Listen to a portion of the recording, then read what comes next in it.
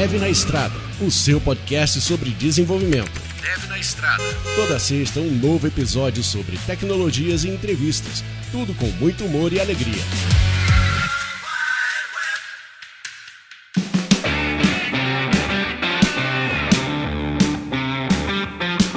Sejam bem-vindos, sejam bem-vindas a mais um Dev na Estrada. Eu sou o Edu, estou aqui com o Will. E aí, galera, que saudade dessa voz. Nossa, faz tempo que a gente não grava eu e você juntos, né? Pois é, cara, pois é. Eu tô achando que tem, tipo, tá gerando duas guildas dentro do DNE, sabe? Sim. A guilda que gosta de gravar com o William e a guilda que não gosta de gravar com o William. Entendi. Tudo gira em torno de não gostar ou gostar de gravar com você, é isso? É, tipo... Com certeza. Entendi. Eu tenho conversas no Telegram pra provar tudo isso aqui tá acontecendo agora. Ah, tá, entendi. Conspiração.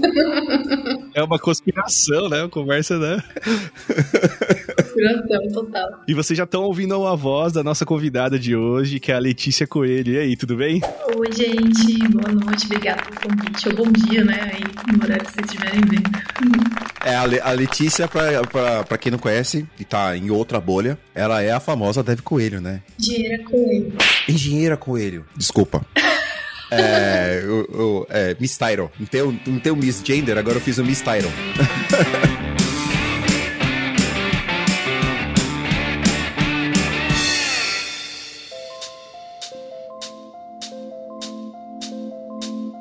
Assim, eu acompanho o seu trabalho bem de longe, porque eu gosto de ver o que o pessoal que ensina conteúdo faz, né, na Twitter-esfera, na bolha Dev. Sim. E aí, tipo assim, você é uma pessoa que sempre o Twitter já tá até nomeando a rede social diferente. Tá indo pra outra rede. É, tô bêbado.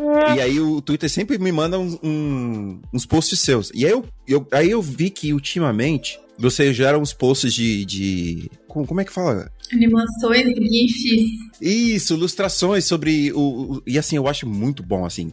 Que eu acho que o legal do conteúdo é você trazer, você ir até onde a pessoa tá, não trazer ela até você, entendeu? E é uma coisa que eu não tenho. Quando eu vou ensinar, isso aí é um papo que a gente tava comentando antes de gravar, que é uma coisa que eu tô querendo fazer, é voltar a disseminar conhecimento. Só que eu fazia em inglês e sempre de coisa muito complexa. E aí eu nunca consegui fazer aquilo de forma simples. E aí eu gosto de pessoas como você, que consegue mastigar um conteúdo que não é tão simples de entender, com imagens, que aí fica muito mais fácil de entender. Mas eu queria saber quem é a pessoa por trás da Engenheira Coelho. Quem é você? De onde você vem? Qual que é a sua ascendência? Não ascendência astrológica. Não estamos falando de astrologia, estamos falando de pai e mãe. Entrevista de emprego, assim, né? Tipo, qual o seu signo? Tem uma galera perguntando agora, entrevista de emprego, né, cara?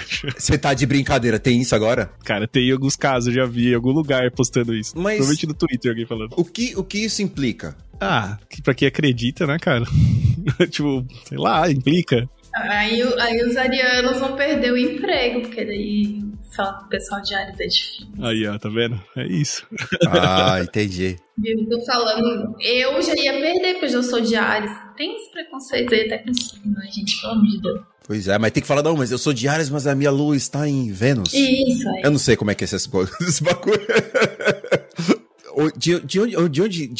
Onde você nasceu, onde você cresceu, como é que foi a sua infância, o que você gostava de fazer quando você era criança, como é que foi seu estudo? Vou puxar da infância, então o negócio é bem extenso, mas vamos lá. Bom, eu sou engenheira de software, sou engenheira de telecomunicações por formação, né? E não vou entrar muito, então, nessa pergunta ainda na questão técnica, mas de infância, como você perguntou. Eu nasci com uma formação no quadril congênita, então eu passei muitos anos fazendo tratamento. Eu passei, até os 18 anos eu ia pro hospital, até os 13 anos eu ia pro hospital semanalmente, eu fiz 9 cirurgias no quadril. Então eu passei muito tempo fazendo tratamento ortopédico, né? Tenho ainda algumas sequelas, mas são pequenas, assim, só que ainda caracterizam como PCD. Ah, desculpa, o que é PCD? Pessoa com deficiência. Eu tenho uma diferença entre as pernas. Eu manco um pouco e eu tenho uma diferença no quadril.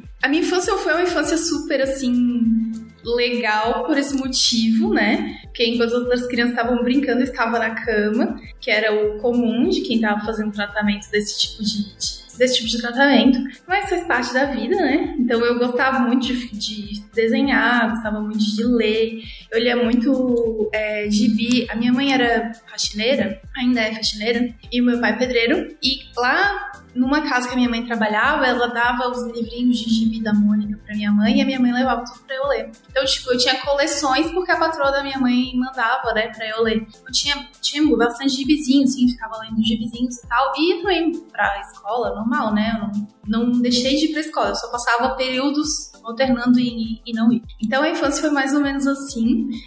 Eu fui ter contato com o computador com 16 anos, assim, bem depois, porque não que a gente era pobre, mas a gente não era, tipo, a gente não tinha uma condição financeira, assim, legal, sabe? De dizer, vou comprar um computador, vou fazer um curso disso, daquilo.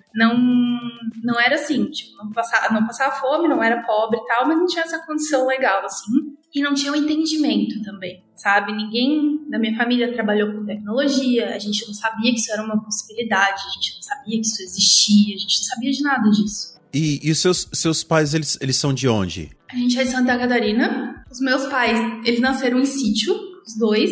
E o meu pai, ele foi ter o primeiro sapato dele com 17 anos. Até lá, ele, tipo, trabalhava no sítio, comprava as coisas no sítio. A minha mãe também era do sítio, assim, e ela começou a trabalhar muito cedo em casa de família. Com 11 anos, o meu avô pegava as filhas e levava pra casa das famílias, né, pra trabalhar. Então, daí, ficavam lá, trancadinhas lá, não podia sair, né, era meio que, como é que eu vou dizer assim, um pacto, sei lá como é que a gente pode chamar isso, mas ele levava lá e falava, olha, minha filha vai ficar aqui, mas não pode deixar ela sair. Inclusive, até aí eu já tô contando a história da minha mãe, mas tudo bem. Ela conta que ela pulava o muro pra comprar uma caixa de leite, um pacote de pão e deixava escondido debaixo do negócio do guarda-roupa, porque não deixavam ela sair pra comprar comida. Nossa. Então, assim, eles eram bem de sítio mesmo. Eles eram bem de sítio, assim, e depois, né, foi melhorando de vida e tal. E hoje eles têm uma casa boa, têm uma vida bem tranquila, bem boa, assim. Então a gente é de sítio, e até hoje daí a gente herdou o sítio do meu avô deixou o sítio pra família, e a gente vai muito pro sítio ainda, tem fogão a lenha lá, é maravilhoso, adoro, tem açude pra pescar, é uma maravilha, adoro esse tipo de coisa assim. A gente faz cachaça, toma uma cachaça, come uma comida de fogão a lenha, é bom demais. Só faltou você falar que isso aí rola um fumo, você sabe que eles rolam de fumo. Ou quase por causa da fumaça do fogão a lenha, mas a gente não rola fumo, não. Eu gosto de saber dessas coisas porque eu acho que a história padrão que a gente escuta aí é meu pai trabalhava com informática, ou eu ganhei um computador quando eu era criança, e aí eu desenvolvi o gosto pela computação. E eu sou muito apaixonado por essas histórias fora da curva, porque, de novo, lá vai eu repetindo o último podcast que a gente fez com o Nick, né? Que eu gosto de mostrar que é possível, né? Não existe mágica, com certeza, né? Mas com foco, disposição. E infelizmente, já que a gente larga de trás, que aí até eu acho muito bom você estar aqui, porque às vezes é muito legal, porque assim, o preconceito que as pessoas têm, né, das pessoas que moram em Santa Catarina, é branco, privilegiado, e não é sempre assim. Existem pessoas que fenotipamente parecem ser de uma classe abastada, mas tiveram um background tão até mais sofrido do que muita gente, né? Então até é legal ter você aqui explicando a sua história de vida, porque eu gosto de mostrar essas histórias fora da curva. Você falou da parte que você começou com informática quando você tinha mais ou menos 16 anos. Como é que foi essa história que você foi apresentado ao computador? Eu vou fazer até um parênteses, assim, bem rápido sobre essa questão de Santa Catarina e tal. A gente discute muito isso, né? Eu concordo que tem muito esse pré-estereótipo, assim, mas até ainda assim eu consigo ver que eu tive privilégios muito específicos do lugar de onde eu nasci. Tipo, eu tinha que pegar... Algumas vezes, quando eu tava fazendo estágio, eu pegava 8 ônibus por dia. Porque eu trabalhava no sul da ilha, que era muito longe, eu estudava na metade do caminho e morava em Palhoça. Então, tipo, eu atravessava 3 cidades durante o dia. Só que eu tinha como, sabe? Tipo, tinha a possibilidade de pegar esses ônibus e tinha a possibilidade de ir até a faculdade, tinha o Instituto Federal que eu pude me formar de graça. E eu acho que, assim, por isso que, às vezes, de certo modo, eu consigo ver até onde eu tive um privilégio, sabe? Pelo lugar que eu vim. Mas teve a dificuldade. Então, assim, foi porque eu aproveitei esses privilégios possíveis, assim, né? Enfim, o pessoal, como tu falou, assim, às vezes o pessoal acha que é muito fácil, mas a gente passa perrengue igual. Então, sobre eu ter tido acesso ao computador lá com 16 anos, eu comecei a trabalhar na área administrativa. Daí, quando eu comecei como jovem aprendiz, eu trabalhei em algumas empresas. Eu trabalhava, daí eu saía fazer alguma cirurgia, voltava. Então, eu comecei lá com 14 anos, eu consegui jovem aprendiz. E quando eu estava numa dessas empresas do meio administrativo, teve uma senhora que falou para mim que ela achava que eu deveria estudar tecnologia, porque os filhos estudavam tecnologia, e valia muito a pena, e era muito bom, e eu pegava as coisas muito fácil. Foi o que ela falou pra mim. E meio que ficou aquilo na minha cabeça, sabe? Então, meu contato primeiro com o computador foi na questão administrativa. Eu fui começar a programar quando eu entrei pra faculdade. E na faculdade, acho que eu entrei com 19, por aí. Aí que eu comecei a aprender alguma coisa, sabe? Aí você fez faculdade de quê mesmo? Eu fiz engenharia de telecomunicações. E o que é engenharia de telecomunicações? Em telecomunicações, a gente estuda toda a parte de comunicação celular, toda a parte de sinais, transmissão de sinais, satélites. A gente estuda também circuitos integrados, programação de hardware, sistema embarcado, internet das coisas. Então, um bom tempo eu trabalhei com a internet das coisas, como consultora, fazia bastante freela. Principalmente essa questão de sinais, assim, como é que o sinal sai de antena, a gente projetou antena, tem as fotinhas lá segurando as antenas. Então, assim, como que o sinal sai de uma antena e vai para algum outro lugar, como é que esse sinal é refratado, qual é a perca desse sinal, como esse sinal é perdido entre a gente calculava tudo, né? Foram 4 cálculos, sei lá, duas matérias de sinais, um troço bem matemático mesmo. Mas eu adorava, eu gostava bastante. E eu me achando bom só porque eu faço CSS. CSS é difícil. E é foda, né? É foda que é uma área que, tipo, no Brasil não tem tanto apoio, assim, né? Tipo, de indústria, né? Tipo, é difícil, né? Uma área que é mais bem nichada, né? Não sei se você tem essa mesma visão, né? Sim, totalmente. Tanto que eu trabalhei na representante da Intel no Brasil, fazendo projeto para campo, a agroindústria. Então, projeto de sinais de longo alcance, né? Trabalhei nesses projetos, é muito restrito, assim. Você consegue contar nos dedos, assim, as empresas que são de referência, e o hardware vem todo de fora, às vezes depende muito da indústria de fora, sabe? E eu acho que também tem um pouco do... Eu tô entrando no outro assunto aqui, né? Mas é rapidão, assim, que esse assunto é interessante. Eu vou falar uma coisa pra você. Queima de pauta é marca registrada aqui do Dev na Estrada, então não precisa ficar sossegado. Pode falar, vai. Não teve pauta, é isso mesmo que é bom. É isso, vamos aí, né? Acho que seria até bom um episódio sobre isso, né? Sobre engenharia e telecomunicações, porque é um campo que a gente não fala, mas, cara, é super importante, assim, tipo, pra infraestrutura de um país, assim, sabe? E eu acho que se a gente olhar, né, o histórico Brasil, assim, com esse assunto, né, sempre foi de sucatear pra privatizar, pra vir, que nem você falou, empresa de fora investindo. Não tem uma indústria nacional forte nessa área. Por exemplo, a China tem telecomunicações deles é absurda, por exemplo. Muito antes da gente, né? Então, e é um país que em 1950 era o país mais pobre do mundo, tá ligado? Enfim, eu tava vendo um podcast, eu acho que do Ciência... esqueci o nome, acho que é o Sakane o nome dele, eu não lembro, do Space Today, alguma coisa assim. E aí ele comentou disso, né, que a China tem um sistema de GPS próprio, tipo, não é o usado convencional, assim, acho que a Rússia também tem, eu acho que os 3 países que tem, assim, sistemas desse tipo, Estados Unidos, Rússia e China. Você vê, tipo, como a gente não fala disso, não investe nisso, e é estratégico, né, cara, você fica pagando o uso de tecnologia externa, quanto que a gente fica atrás, né, além de ficar atrás, fica pagando isso pra fora, enfim, bizarro como a gente não incentiva isso nacionalmente, né? A gente tem alguns poucos incentivos. Tem um parque tecnológico em Joinville que é para estudo de cidades inteligentes, que é para implementar toda essa estrutura de 5G e tal, e fazer vários testes ali dentro de projetos super inteligentes, monitoramento de carro inteligente, várias coisas assim, projetos que ficam rolando lá dentro. Só que o que acontece? Quando você tem um projeto super legal desse, ele precisa de uma infra de uma cidade inteira pronta. Não adianta você ter um ponto de 5G no centro da cidade, que é onde as pessoas são super ricas, e você não ter no resto, porque você não vai monitorar nada, entendeu? Você vai ter dados muito estritos, então você vai trabalhar com muito pouca coisa. E daí não tem investimento de infra, não tem esse investimento de colocar toda a cidade com tudo isso, e a gente não consegue fazer mais projetos, sabe? Que, por exemplo, para onde a gente mais precisa, projeto que pegue dados, que faça monitoramento, é na periferia, que a gente vai monitorar e vai fazer as coisas crescerem estrategicamente. Não tem investimento lá. Então é bem amplo, assim. O problema é que, na minha visão, eu vou entrar por uma questão econômica, mas... Bora! A minha visão, quem tem dinheiro, que era para colocar dinheiro lá e conseguir enxergar retorno, não enxerga, porque até retornar dinheiro ali das pessoas que são periféricas, que não tem dinheiro para investir, talvez num produto, coisa do tipo, demora. Então eles não fazem questão de botar dinheiro, sabe? De certa forma. Não sei se eu tô equivocado no modo de pensar, assim. Eu acho que é um pensamento totalmente válido. Até porque quem tem muito dinheiro acaba, no Brasil, quem tem dinheiro é rentista. Essa é a verdade.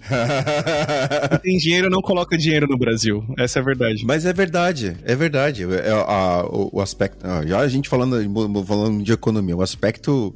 Eu acho que se você... Assim, eu acho que é uma coisa bem diferente, né, que tem, por exemplo, nos Estados Unidos, até porque aqui nos Estados Unidos o governo não provê seguridade social para as pessoas, então as pessoas têm que, desde cedo, pensar em como que eles, assim, você tem 18 anos, você já tá pensando na sua aposentadoria. O seu pai já tá pensando na sua aposentadoria logo que você nasce. É nesse nível de loucura. E aí eu acho que é por isso que as pessoas têm um perfil de investimento totalmente diferenciado do que no Brasil. Que no Brasil a gente já tem sei lá, o primeiro layer lá, que é do governo, que se você só depender daquilo, quando você chega à sua idade de aposentadoria, você vai sobreviver, não vai viver. E isso é a realidade na maioria dos países, porque é do jeito que é. E aí, no final, quando você vai tentar, assim, eu tentei entrar em ser mais agressivo no Brasil, você só perde dinheiro. Então, no país onde os juros é 13%, você não investe em nada. Infelizmente, do jeito que é. Mas é assim, é normal, acontece. Voltando ao seu contato com computação, você começou a aprender a programar na faculdade, então? Sim, eu fui ter primeiro contato na faculdade com Scratch. O que é Scratch? Scratch é uma ferramenta de programação em blocos.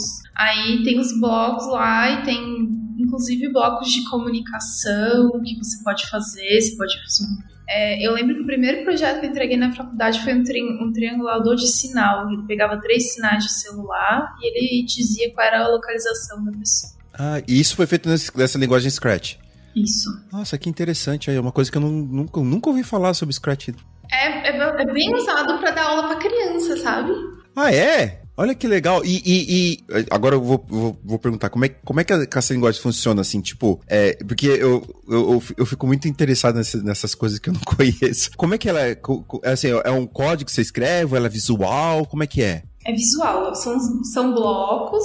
Aí você vai encaixando os blocos como se fosse um quebra-cabeça, mas é toda a base lógica normal, if, else, e tem os laços. E daí o que é mais usado, inclusive eu dei aula com crianças usando Scratch, o que é mais usado é que você consegue botar um objeto, tipo, você bota o desenho de um gato, e daí você tem, associado a cada objeto, você tem como se fosse um bloco para programar aquele objeto. Então você vai dando as orientações para ele. Isso. Você manda, eu quero que você vá para qual posição. Olha que legal. E isso desculpa a minha burrice aí no assunto. Isso meio que para simular orientação objeto, no caso do gato, você programa a instância do gato ou você programa meio que a classe do gato? Não, você bota as ações do gato. Você vai praticar a lógica. Por baixo daqueles blocos ali é como se fosse JavaScript normal. E você tem blocos também que você consegue colocar linguagem de programação. Você coloca Python, Java, C, tudo que você quiser. Porque eu me lembro que quando eu tava estudando programação, eu acho que a coisa que... Acho que foi o meu primeiro muro que caiu, assim, foi o muro do for. Que, assim, não entrava na minha cabeça como for, porque pra mim era uma mágica, assim, não sabia como funcionava. Até que um dia o professor, de saco cheio de a gente ficar perguntando, porque não era só eu, era a classe inteira, perguntando a mesma pergunta sobre como é que isso funcionava, ele fez um teste de mesa, colocando a tabela com as variáveis, aí andando um passo por passo, aí só assim que caiu a ficha, assim. Uhum. Mas antes disso, cara, eu acho que eu tava meio que, sei lá, meio que tentativa e erro. Eu fui ponteiros. Eu tive um... Ah, é? Pra mim foi ponteiros, assim, foi um horror pra aprender ponteiros. Eu lembro que... Aí quando eu entendia ponteiros, passava um ponteiro que apontava pro ponteiro e aquilo ali fazia... Você tá falando... Isso é C++, né? Ou C? É C e C++. E tem algumas coisas em Assembly também, um pouco. Ah, tá. Mas principalmente em C. Ponteiros é quando você tem uma variável que armazena o endereço de outra variável. Então, para mim, não entrar de jeito nenhum na minha cabeça como que uma variável armazena o endereço de outra variável. E daí, às vezes, você tinha um ponteiro que apontava para outro ponteiro. Então, era uma variável que armazenava o endereço de outra variável, que dentro dessa outra variável também tinha o endereço de variável. Aí o valor ia estar em outro lugar, entendeu? O ponteiro foi outra coisa também. Essa foi minha barreira na faculdade. Eu não entendia ponteiro na faculdade. Aí até eu acho que na época o professor, ele fez uma... Na verdade, eu tive o primeiro gotcha, foi na faculdade, mas a minha faculdade era boa de nome, mas não boa de conteúdo. Eu tive um professor que ensinou a gente essa parte de ponteiro, que caiu na ficha, assim, quando ele começou a ensinar esse endereço de memória. Mas só caiu a ficha pra mim totalmente, depois que eu já tava formado, eu tava fazendo uma matéria no ITA pra mestrado, e aí o professor ensinou a diferença entre RIP e pilha. Aí quando ele ensinou a diferença entre... E assim, eu já tava formado, cara. Tipo, eu tava estudando 4 anos e eu não sabia a diferença de RIP e pilha. Você vê, né? Você vê como é, mas, bom... É porque você não usa no cotidiano, daí acaba que não... Né, você vai usar muito específico. É engraçado que muitas das coisas que eu ignorava na faculdade são as coisas que estão me cobrando agora, assim. Tipo, são que é o meu maior calcanhar de Aquiles. Por exemplo, agora eu tô no nível que eu documento mais do que codo. E aí, tipo assim, eu tava em dúvida como que eu ia criar uma abstração sobre um sistema que eu tava desenhando. E aí eu não sabia como fazer a abstração visual daquilo. Aí eu tinha que chamar 2 amigos meus, que um é Jedi em DDD e o outro é Zika de orientação a objeto. Aí eu expliquei, fiz uma apresentação em PowerPoint explicando o que eu queria fazer. Pra eles falaram, não, cara, isso aqui você usa esse bagulho aqui de UML e tá pronto. Falei, sério, cara? E é tipo assim, é um bagulho que eu totalmente ignorei na faculdade, assim, o UML, cara. Eu falei, nunca vou usar isso. Porque eu tinha preconceito, né? Porque o pessoal ficava zoando de... Sabe como é que é? A Maria vai com as outras, né? Sim, mas na faculdade tem um monte de matéria que a gente fica assim, ai, não serve pra nada isso aqui, o que eu tô fazendo aqui? Ai, que sono, ai, que preguiça. Pois é. Calcular a complexidade de algoritmo. Sim. É um bagulho que, assim, na faculdade, eu cagava. Eu, tipo assim, eu fiz uma apresentação sobre merge sort.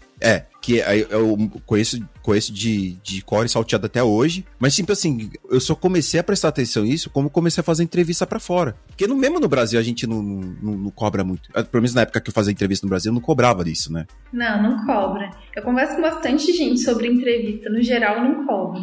É mais difícil, assim. E aqui, é padrão. Se você não sabe isso, você não sabe programar. Assim, eu acho que é dado a competitividade que tem aqui, né? Mas na gringa, pelo menos nas experiências que eu tive, se você não sabe a diferença de um algoritmo linear por um logaritmo, por um exponencial, você não sabe programar. Essa é a premissa que eles têm. Então é complicado isso aí, né? Então, bom, isso é assunto para outro podcast. O Edu já tá olhando com aquele, tá queimando pauta.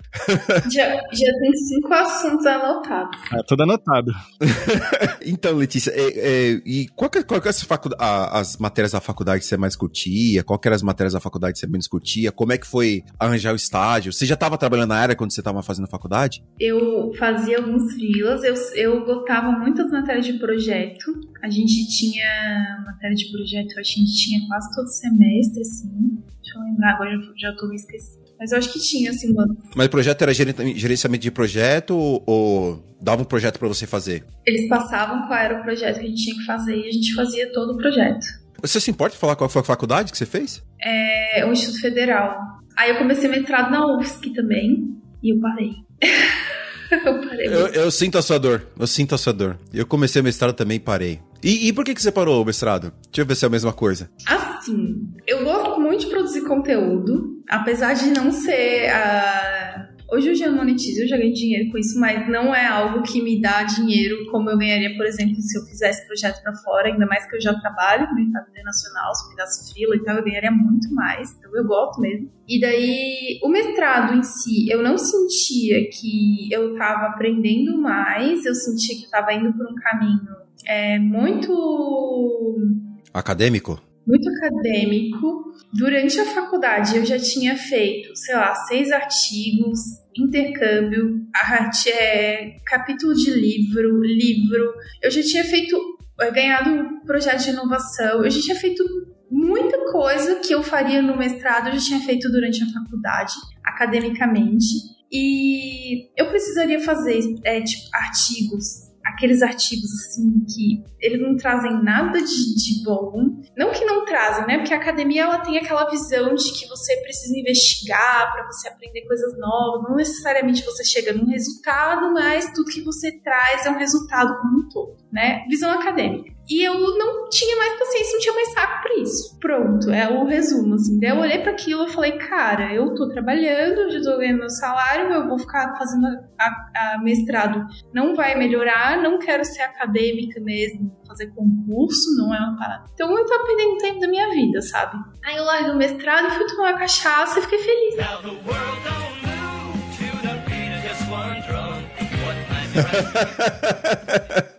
Tá certo. E aí, na faculdade, você conseguiu já estágio? Como é que você entrou no mercado de trabalho? Eu consegui... Quando eu consegui uma bolsa de intercâmbio na faculdade, fui para Portugal, fiquei 6 meses, ganhei bolsa, era bolsa do governo. Foi lá que eu fiz esse capítulo do livro, que foi para o I3E, para uma revista do I3E. Fiz os artigos também, então foi bastante trabalho, né? Durante esse tempo, assim. E quando eu voltei de lá, dentro desse campo que eu tinha feito o estágio, tinha uma empresa que era especialista, que era ferramentas educacionais.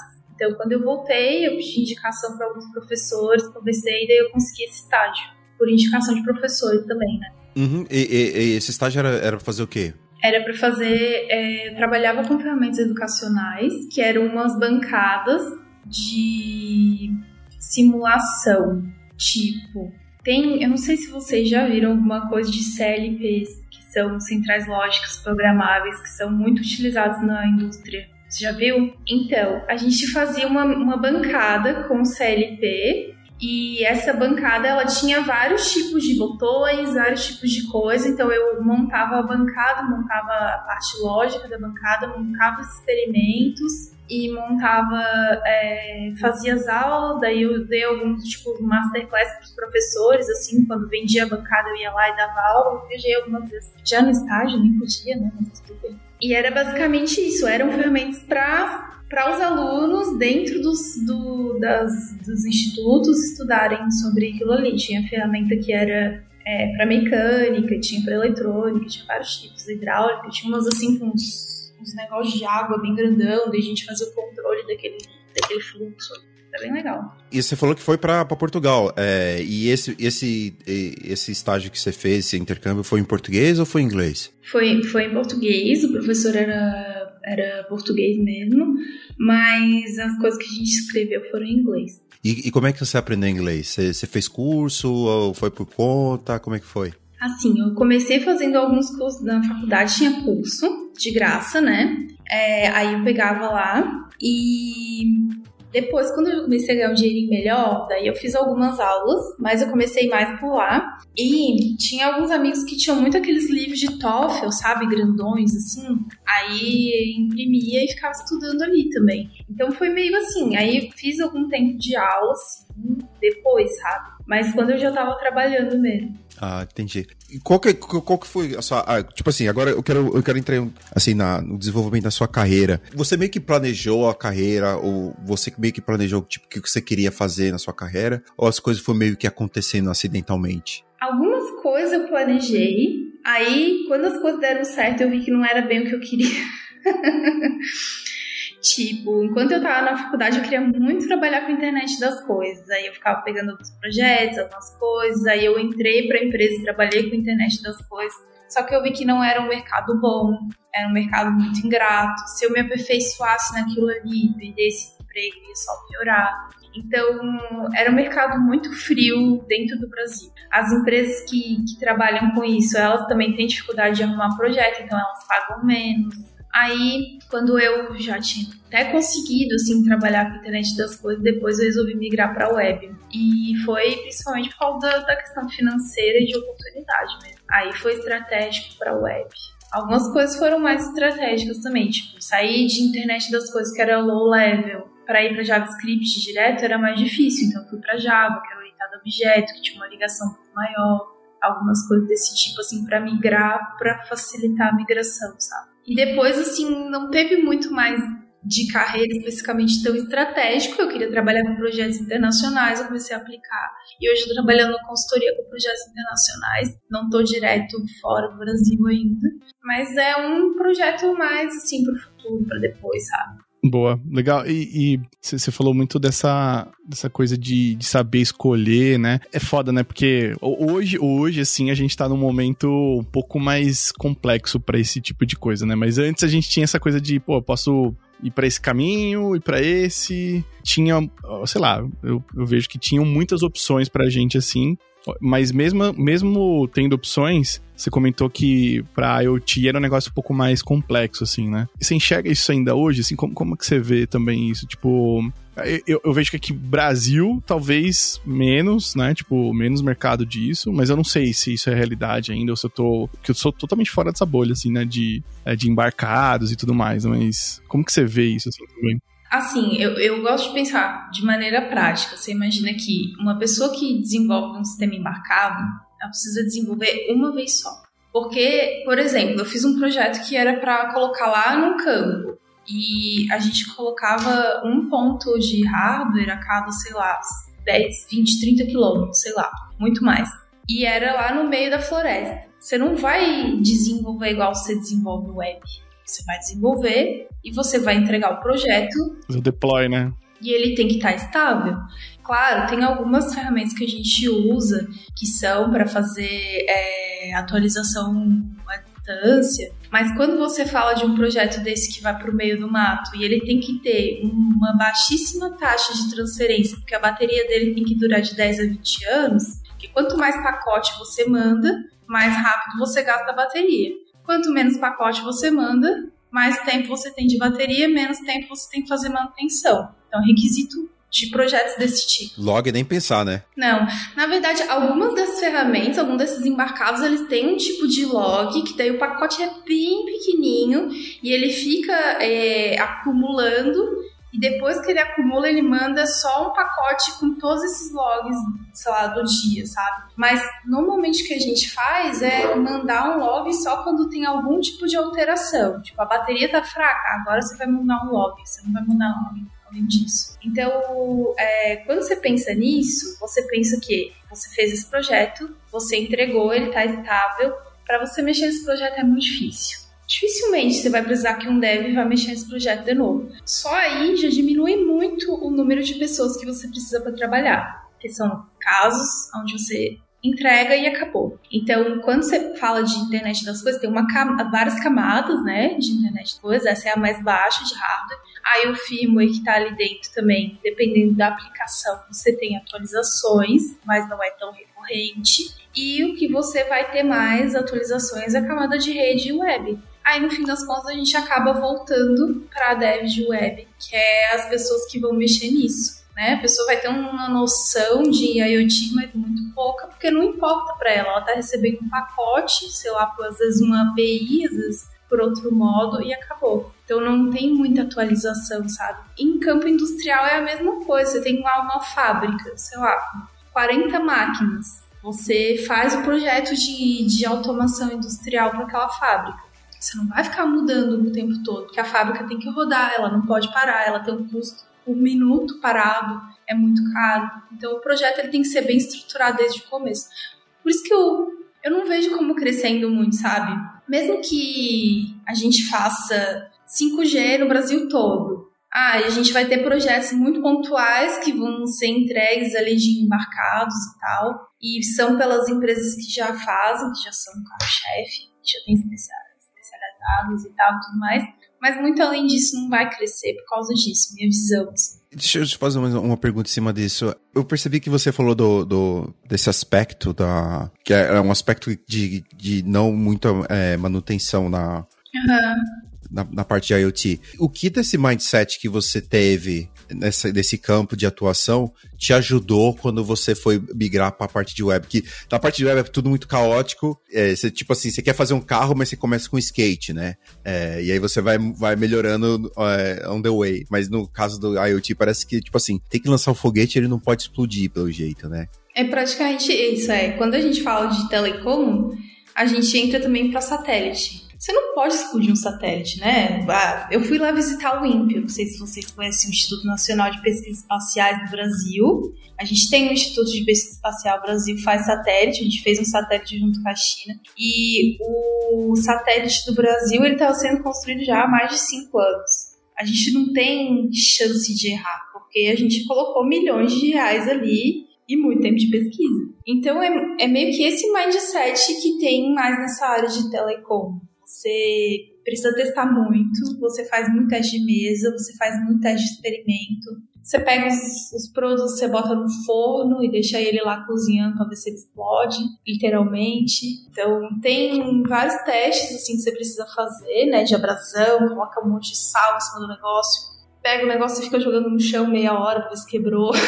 Algumas coisas desse tipo. Nossa, que interessante. Tem. Então, esses testes, assim, a gente faz, né? Além que são os testes físicos. E também tem, né, certificação e tal.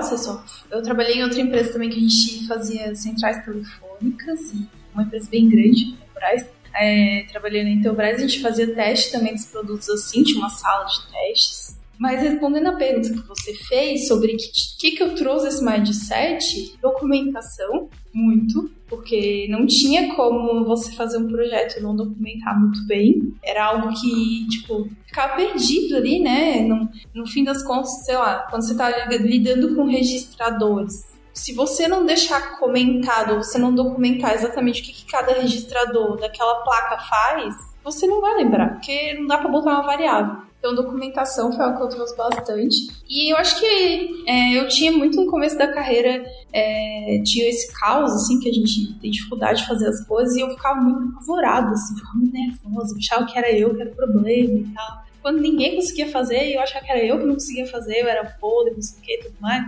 Então, eu aprendi muito isso, sabe, quebrando a cara, isso aí eu já consegui levar essa maturidade maior para a área de web. Eu estudava bastante programação orientada a objeto e tal. Boas práticas eu fui indo mais na web mesmo. Ali eu ainda não estava muito habituado, porque não tinha, era procedural, né? Até porque não dá pra você fazer, sei lá, desenvolver Solid no embarcado que tem 5K de memória, né? 8K de memória, né?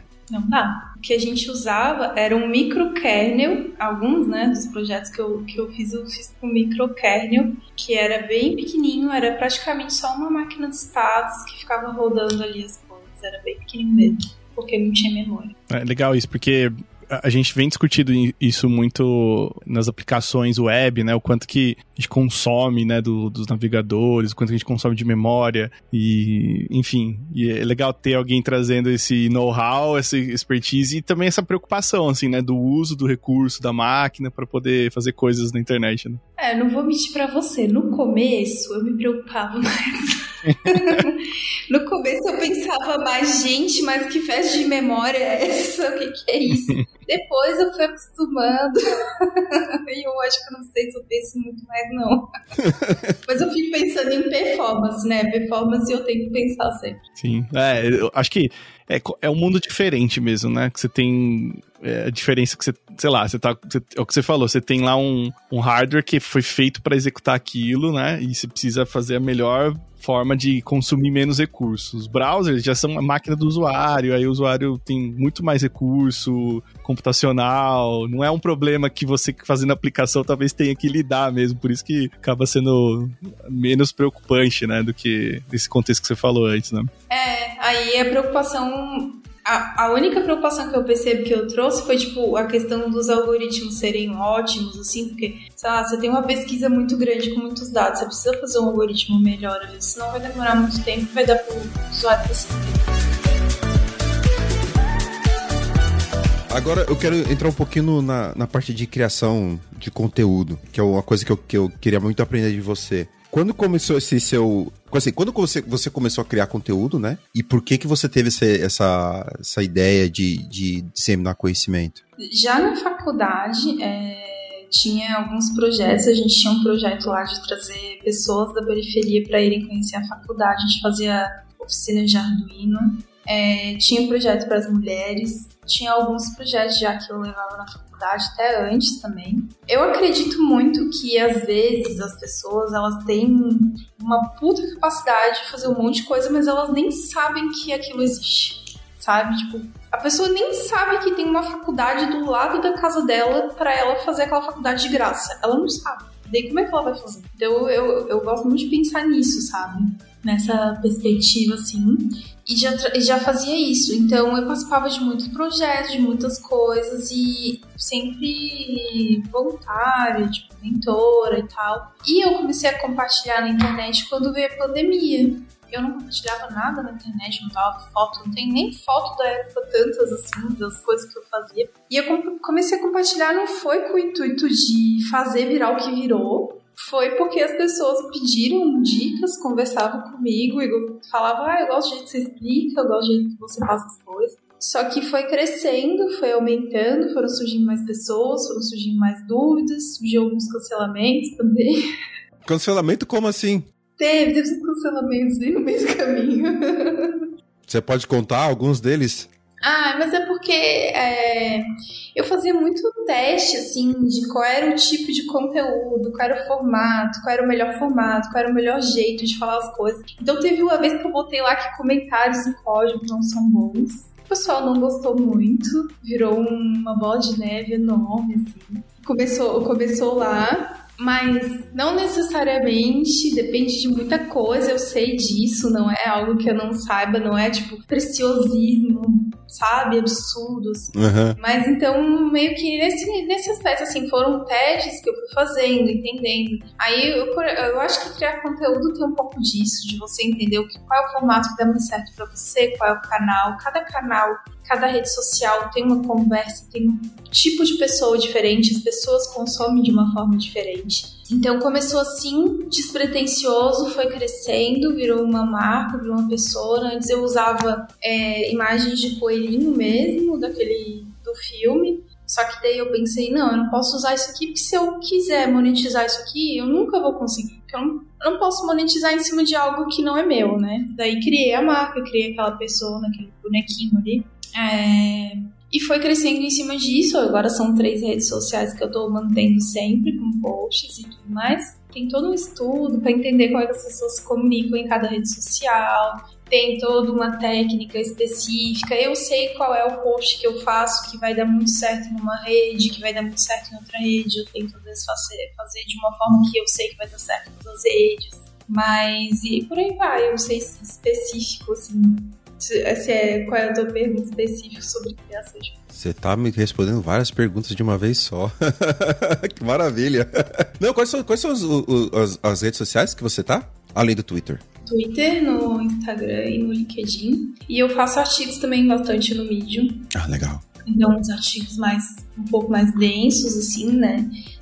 Alguns conteúdos mais densos, que são mais difíceis de fazer, que, né, o pessoal critica muito porque os posts, às vezes, do Twitter são mais curtos, assim, só que não tem como você fazer um artigo bom por semana, né? Você não vive, não tem como. Então, sei lá, sai um artigo bom por mês e os posts eu faço assim 3, 4 por semana, por aí, mais ou menos.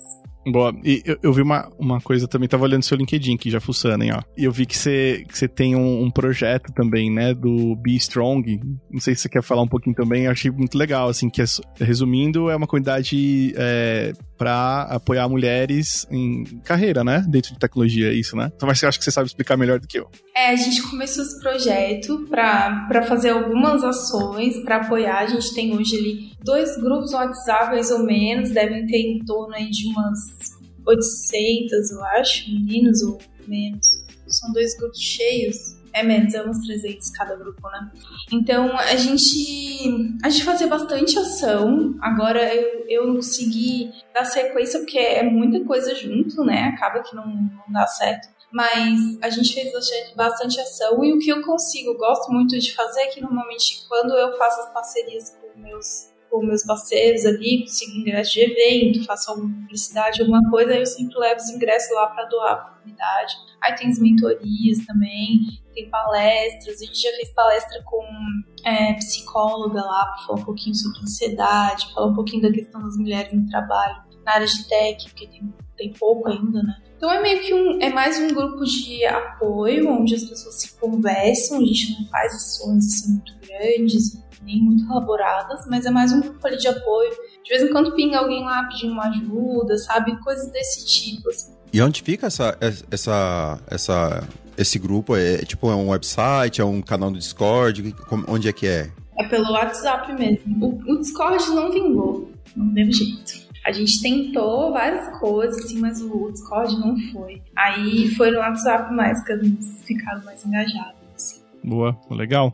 E acho que uma coisa, a gente falou no começo, assim, sobre o lance de como lidar com as oportunidades, né? Que você falou, eu tive vários perrengues, minha família teve vários problemas, situações. Acho que todo mundo acaba tendo uma história, assim, principalmente porque todos aqui somos pessoas trabalhadoras, né? Então, de alguma forma, a gente passou por alguma situação que fez a gente ter que... Ninguém é herdeiro aqui. Exatamente, é isso, né?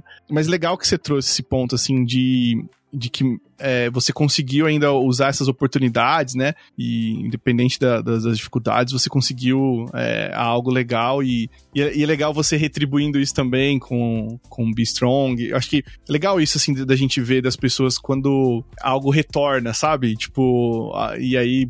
Através disso, eu tenho certeza também que você tem outras coisas que você deve fazer, mas é visível, assim, que a maioria das pessoas que trabalham com tecnologia tem essa coisa de querer apoiar outras pessoas, seja dentro do trabalho, seja em comunidades, né? Assim, não sei se você tem essa mesma visão ou você enxerga também da mesma maneira, né? Sim, tanto que eu sempre comecei o negócio de criação de conteúdo, eu nunca nem pensei que poderia monetizar e ganhar algum dinheiro com isso. Eu comecei totalmente despretensioso para ajudar as pessoas mesmo e faço muitas coisas ainda para ajudar, com o objetivo de ver, assim, as pessoas virem... Eu não quero nada, só quero ver as pessoas irem para frente, sabe? Porque é isso que importa, no fim das contas. Se você ajudar uma pessoa só, essa pessoa ajudar outra pessoa e a outra ajudar outra, a gente vai muito longe, a gente cresce muito rápido. Daí, claro, hoje em dia monetiza porque eu preciso também para pagar custos, tem vários custos aí que são associados a tudo isso, né?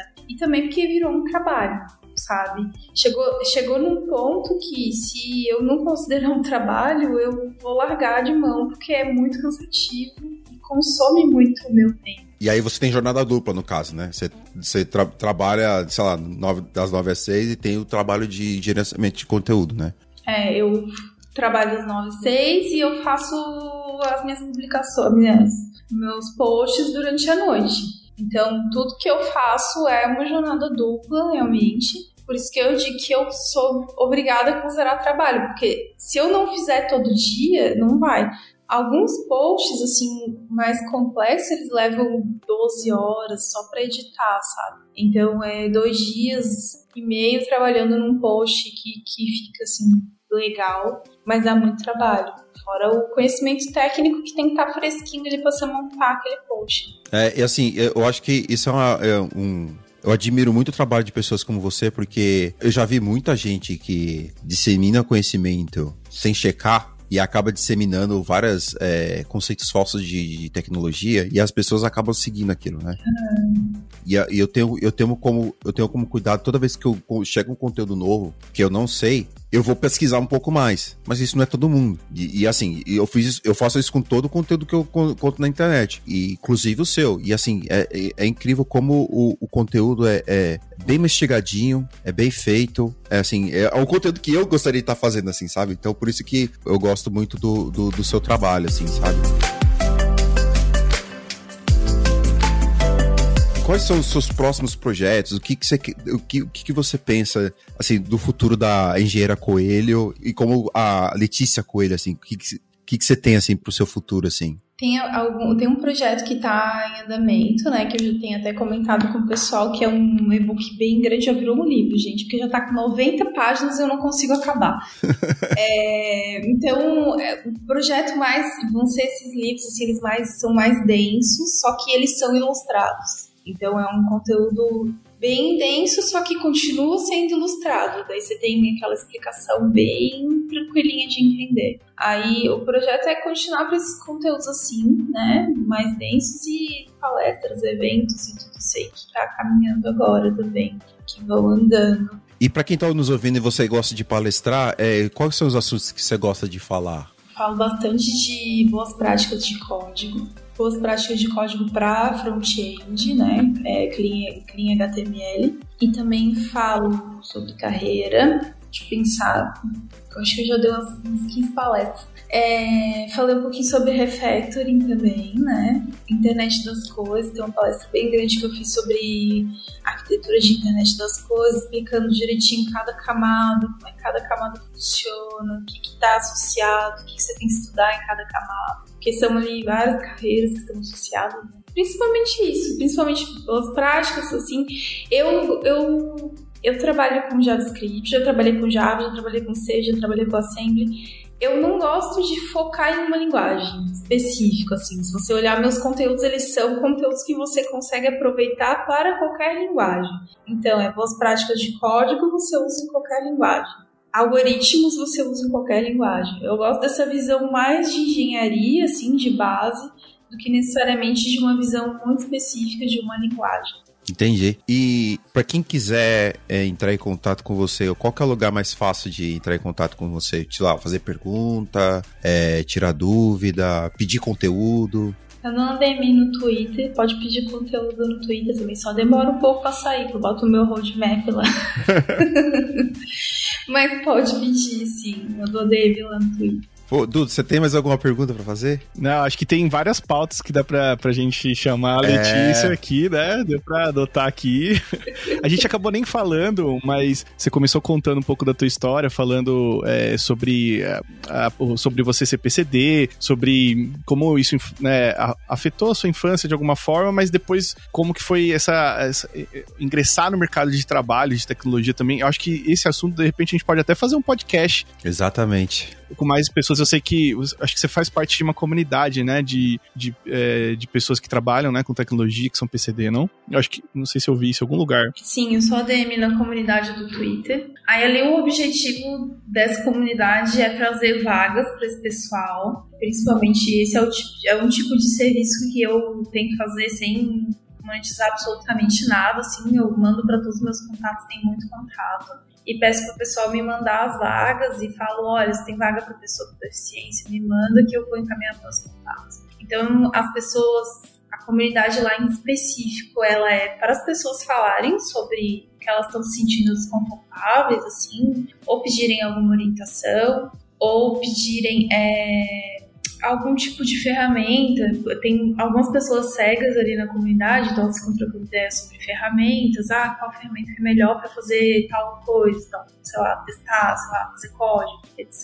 Então é meio que um ponto ali para as pessoas se comunicarem, não tem muitas pessoas, né, mas porque realmente ela é fechada para pessoas com deficiência, para as pessoas poderem falar sem se sentirem pressionadas por nada, sabe? Total, não, ótimo. E eu acho que vale depois a gente trazer mais pessoas também para de repente fazer um episódio só sobre esse assunto, porque eu acho que a gente fala pouco sobre esse tipo de coisa assim no mercado, esse assunto especificamente, né? A gente fala muito sobre a pauta de mulheres em tecnologia, pauta racial, mas eu acho que a gente pode entrar mais nesse assunto, como é o mercado, que dificuldade que as pessoas passam. Óbvio, se elas estiverem confortáveis de falar sobre esse assunto, mas exatamente. Eu acho que vale a gente dar à luz um pouco sobre esse aspecto, sim, e fazer como você falou, né? Apoiar algumas causas, empresas que precisam entrar tem lei pra isso, né? Dependendo do tamanho da empresa, você precisa ter pessoas com deficiência no quadro, e apesar disso, né? Quanto que a gente tá sendo inclusivo com essas pessoas também, além da lei, né? O que as empresas estão fazendo também a mais. Sim. Enfim, acho que é um podcast inteiro que dá pra gente falar sobre esse assunto, e seria muito legal ouvir você também. E quem tiver vaga nessa área e quiser contactar você também, só manda DM pra você no Twitter, né? Sim, pode mandar, gente, por favor, porque tem pessoas lá ainda que precisam de vaga. A gente já conseguiu contratar, eu acho que umas 5 ou 6 pessoas lá, e as pessoas mandam, eu fico muito feliz, eu choro. Toda vez que alguém manda mensagem pra mim falando que conseguiu emprego, eu choro.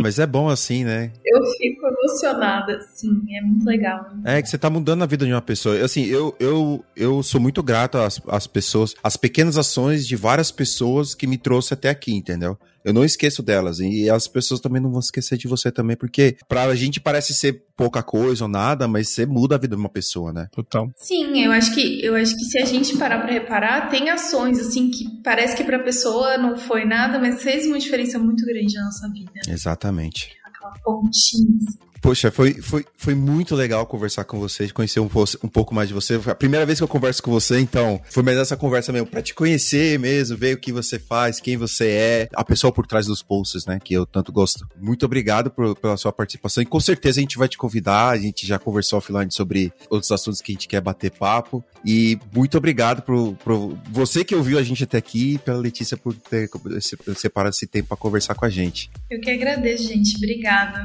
muito obrigada mesmo pelo espaço. Boa, valeu, Letícia, brigadão. E é isso, né, gente? Terminamos nosso episódio. Não deixa de comentar lá no nosso site, nas redes sociais, seguir também a Letícia, a gente vai deixar o arroba dela aqui do Twitter, das redes também no post. E é isso, até a próxima.